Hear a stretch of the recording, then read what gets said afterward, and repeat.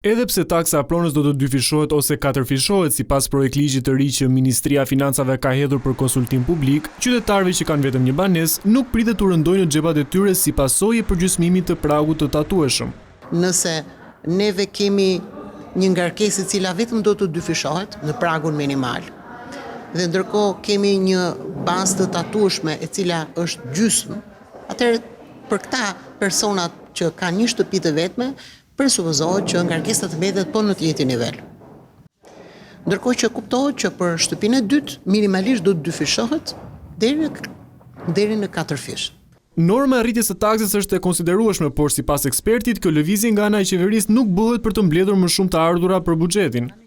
Rritja me çfarë shohun nuk është për qëllime fiskale, pra për realizimin e buxhetit. Ajo është thjesht në kuadrin e një përputhshmërie që bëhet me trendet e taksimit të pronës në Evropë.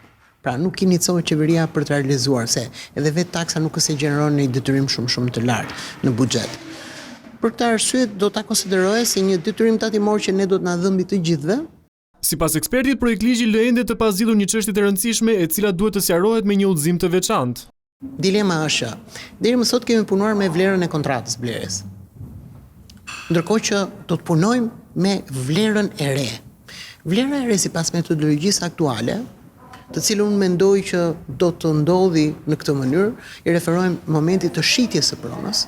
Pra, po një të ndërtesë nëse apartament qoftë unë e shes, ka një metodologji. Kjo metodologji thot vlera e pronës që do të shitet, pra taksa do të llogaritet mbi atë vlerë që është minimalisht sa çmimi minimal i zonës, çmimi të referencë. Sipas relacionit të projektligjit, të ardhurat nga taksa pronës në Shqipëri përbën një nga nivelet më të ulta në raport me prodhimin e brendshëm bruto krahasuar me vendet e tjera të rajonit, çka sipas qeverisë bën të nevojshme këtë rritje.